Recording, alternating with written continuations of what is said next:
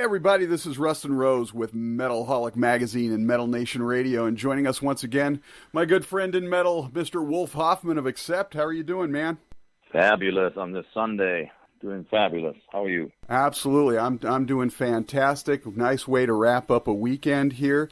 You guys are getting ready to do a couple of shows in the U.S. next week. Why just two?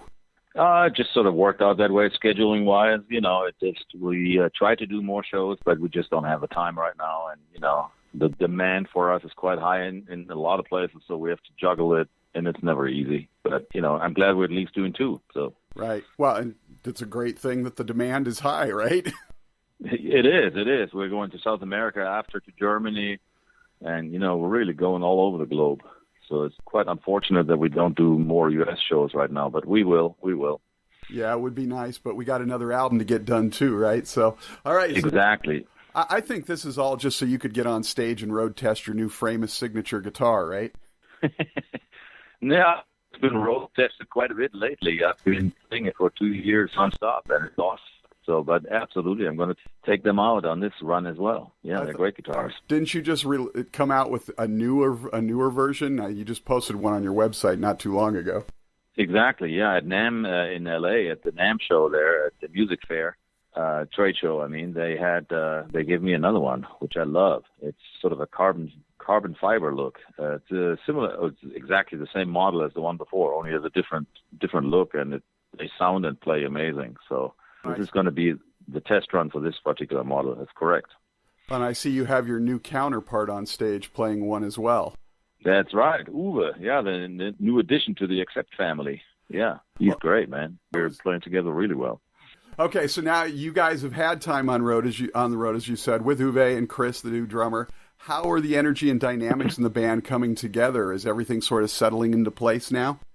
Fantastic, yeah, man. It's amazing. It always takes a few weeks to grow together, but we realized early on these guys are full of energy. They're very enthusiastic, and they really have the chop to bring this band up a notch. So we're super excited. It's like a dose of fresh blood in the band, and that always helps. Now, as you mentioned, you're also doing a handful of dates down in South America in April. Those are some seriously engaged music fans. Do you have any South American tour moments that stand out for you?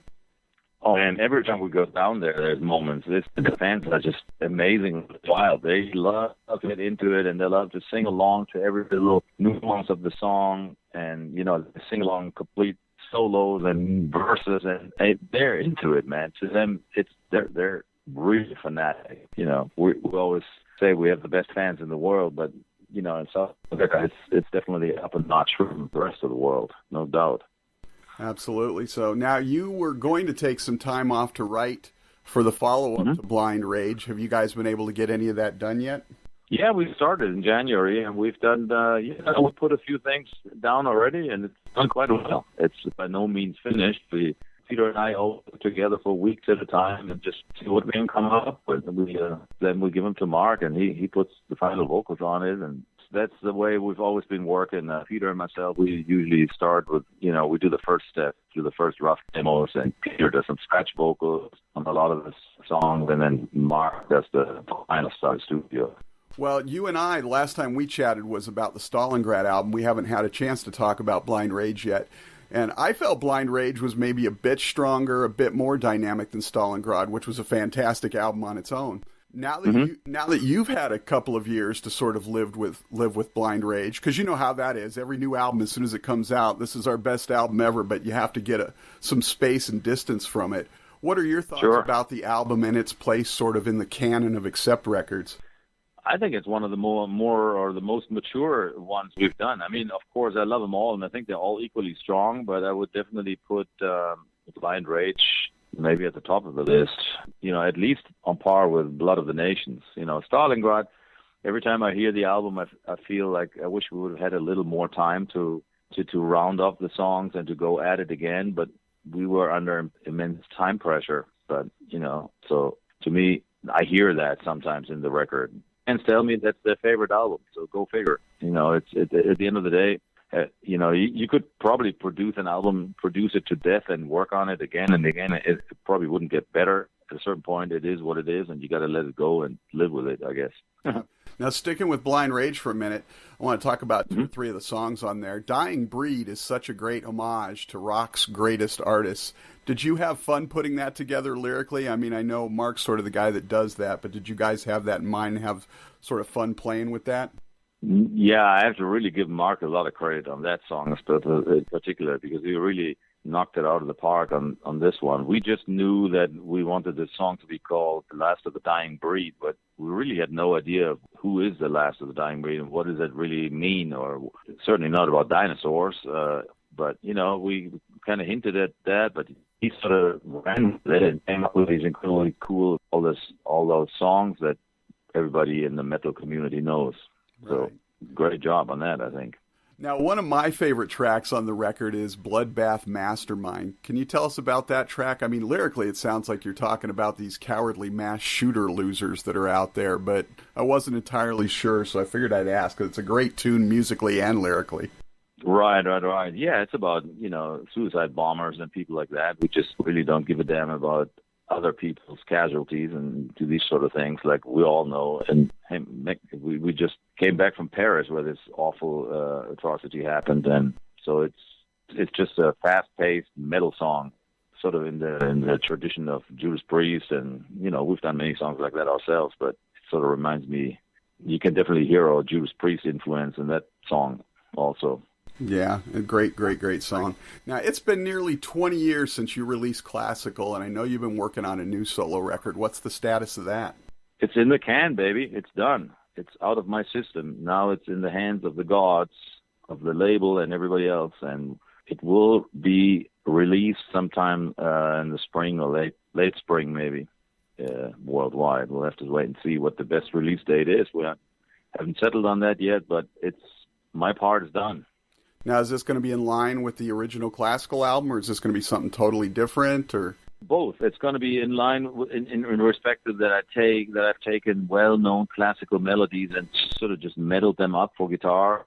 The difference is I actually recorded this one with an orchestra. So I used real string players. I flew to Prague and worked with the Czech National Symphony Orchestra there. So it sounds a lot more bigger production and much more dynamic and grandiose than the first album. Nice. So we've got something to look forward to there. All right. So yeah. I always wanted to ask you about this because I love photography as well, and you're very passionate about it. It's another business that you do, a side passion of yours. How did you get into that initially? Initially, I just started shooting while we were traveling with a band on the road, and I was just being a tourist, just going to places that I've never been to before. I just carried a camera. You know, that was pre-cell phones. Nowadays, everybody would use a cell phone. Back then, you had to use a camera with film. Imagine that. Right. And so I got into it that way, just documenting places that we've been to and documenting our travels. And everybody always said, especially my wife said, man, these are really good. You should do more of that. So I stuck with it, and one day it turned into another career. And, you know, it's funny. I try to explain this to people who want to come shoot photography and stuff for the magazine. Like, it doesn't matter how good your equipment is. You either have an eye for it or you don't. And I've looked at a lot of your stuff, and you have definitely a natural gift, a natural eye for it. Oh, thank you. Thank you. Yeah, what I have on my side is, it's one thing if you shoot for yourself, you can be all artsy and fun and whatever, but if you're really trying to make a living with it, it's a different story altogether, and that's what I did these years. When Accept was in existence, I really became sort of a corporate guy, corporate photographer, because where the budgets are and the money is, if you want to make some, you know, if you're just choosing bands and things like that, it's really hard to make any money out of it. Oh, absolutely. And I know concert photography is not your specialty, but do you ever slip into the photo pit when you're out on tour and snap shots of the other bands? Never. No, never really. My thing. And I'm not, that's a specialty in itself, to be honest. I know because I see so many pictures that photographers send us. So I can see that, like what you were saying, the camera alone doesn't help you. I mean, it's mind-boggling that there's 10 photographers exactly same hole in exactly the same position, and all their pictures are completely different, you know. Right. And there's always going to be one or two guys that do an outstanding job. They really got whatever gift you need to be a good live photographer. I guess it's mostly a sense of composition and timing and just capturing the perfect split second, and everybody else misses it. but it's a gift that only few people have. Just because you're a photographer doesn't mean you're a concert photographer. Right, absolutely. So sort of a left field question for you, if you will. You spent most of your life overseas in Germany. You still have a home there, I believe, but you've resided in America for years now. The current presidential race is perhaps the most embarrassing in U.S. history. You have both an outsider and an insider perspective because you've been on both sides of the continents there. What are your thoughts about politics in America right now? Because this seems sort of insane. Trump, Clinton, I mean... Right. What it's always been insane. I mean, I've never quite understood why, to be quite honest. I mean, I live here. I mean, I'm a citizen and all that, but like you said, I have both perspectives, and I love it here. Don't get me wrong, but the political circus sometimes is so bizarre. I mean, just the whole concept of doing this campaigning for 2 years. Yeah. What the hell? Why? I mean, in Europe, they go to the elections, and it takes the whole process takes like 3-4 weeks or whatever. They do a little bit of campaigning, debating, all good and fine, and then they all go to the elections. They don't have the sort of the caucuses and the delegates and the this and the that and blah, blah, blah. And why does it have to take so long? That's way too involved, I think, and the money that's involved is just insane.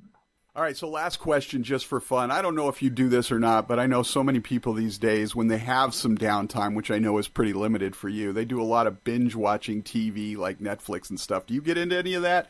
Sometimes I do, yeah, when I'm at home for a longer period of time. I just was binge watching their Boardwalk Empire because I'd never seen it. So I was doing 3-4 seasons within a few weeks. I do that sometimes, yeah. I was going to ask you, are there any shows in particular that you had been binge watching? So. Oh, heck yeah. Good question. Nobody ever asked me that. That's awesome. I did Breaking Bad like that.